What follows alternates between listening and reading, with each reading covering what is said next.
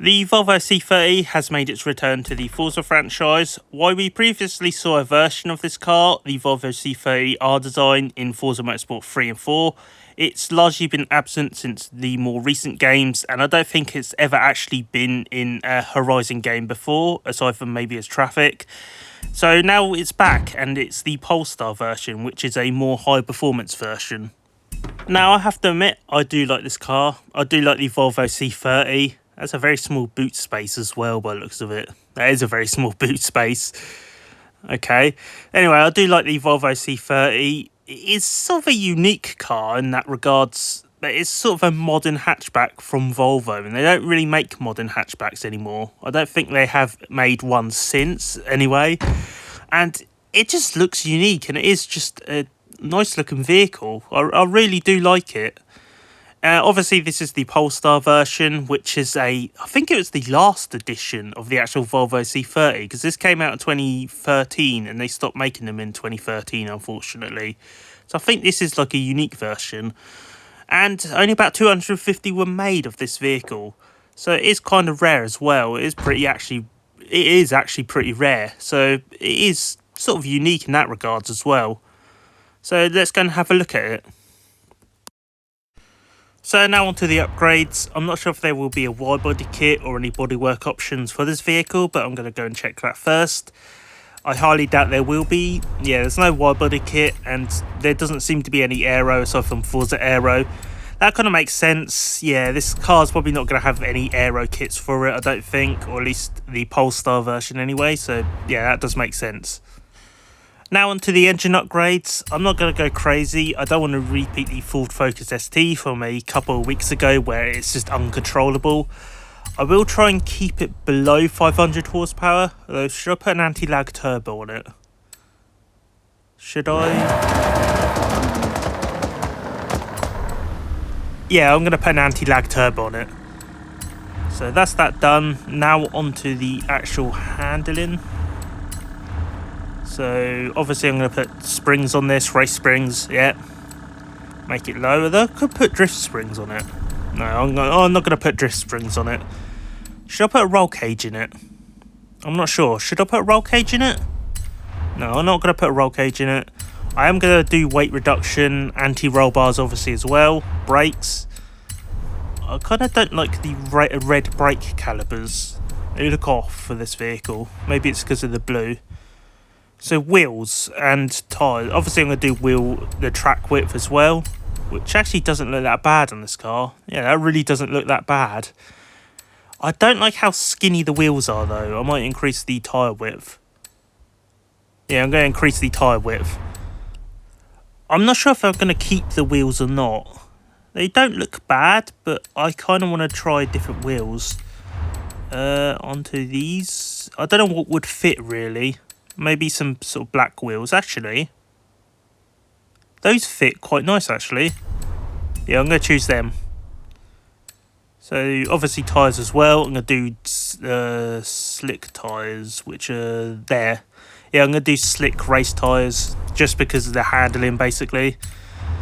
Yeah. So, what is the actual... No, not bad. Obviously, the driveline as well. And it does have 6 gears, which is good, which is very good actually. So race differential, I still don't know what the differentials actually do. I know what differentials do, but I don't know what the difference between the race differential and the drift differential and the street differential is. Aside from coming obviously pre-tuned, I guess. I don't know, I might have to actually look into that, because I don't know if there is any real difference between them. So moving on to colours, and I strongly suspect that there will only be one colour, which is this colour called Rebel Blue.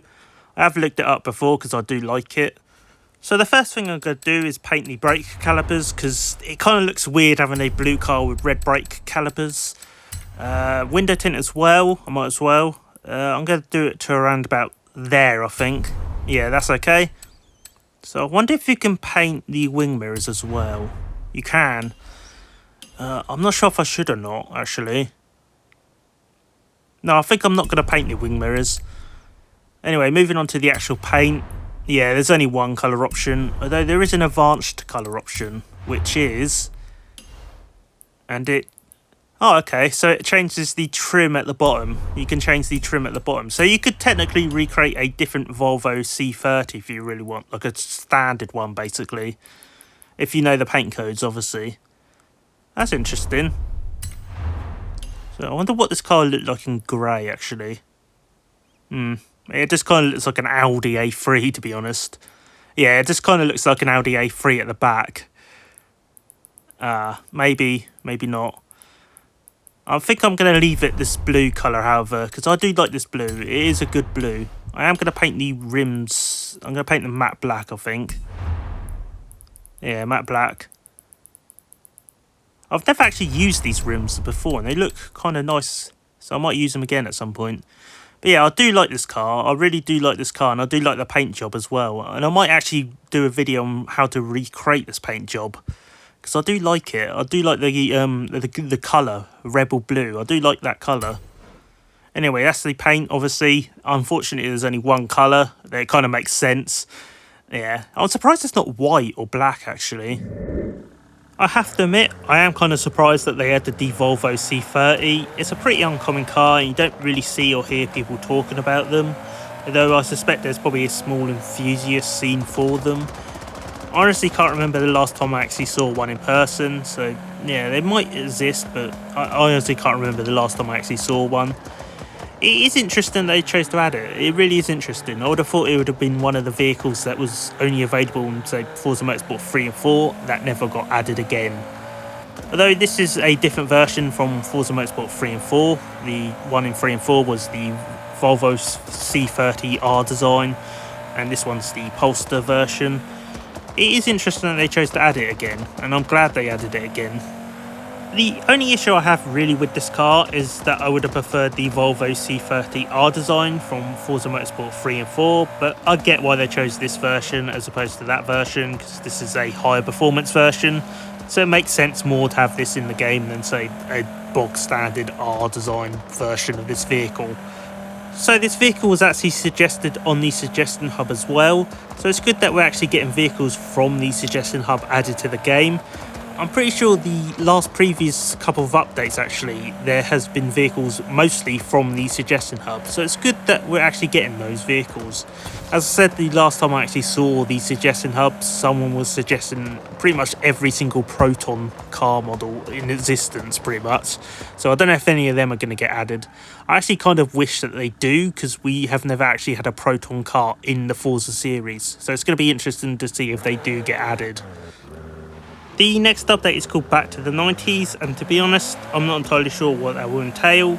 Obviously, the focus will be on the 90s, and I did hear someone mention the possibility of a 90s radio station being added, although I'm pretty sure that's probably not true. It's just someone speculating, maybe. I don't know what the cars will be. It could be JDM, American, European, SUVs, supercars, hypercars, sports cars, anything really. Personally, I think they might actually add the Honda Civic EG from the 90s. People have been requesting that since around about Forza Horizon, or at least when it wasn't in a Forza game anymore. Obviously, it was in Forza Motorsport 3 and 4 and 2 and I think 1 as well. So, yeah, it's been missing for quite a while, but unfortunately, it's not been in a recent game, or at least the Xbox One generation and now Xbox X generation of games. So hopefully they will add that. Also maybe the Volkswagen Jetta or something. I'm not entirely sure, to be honest. It is going to be interesting to see what vehicles they choose. Actually, we could get the 1990 Mazda MX-5 that was in Forza Horizon 3, I think it was, that they added as like DLC. Because I've been playing Forza Motorsport. If you don't know, I've got Forza Motorsport now, the 2023 one. And that vehicle is in that game, but for some reason it's not in these games, and it's kind of annoying because it is the open top version of the MX-5 basically. Maybe they could add that, I don't know, I don't think so personally, but yeah, it's going to be interesting to see what they're going to add. Hopefully if they do add the Honda Civic EG, it does have body kits for it, because yeah, the Toyota Chaser didn't have a body kit and that was kind of annoying, so hopefully they don't mess up the Honda Civic EG if it is added to the game. Yeah, anyway, stay tuned for that. Obviously, I'm going to cover it at some point. I might actually do like a review of the vehicles on the live stream as well. But yeah, that's it, really.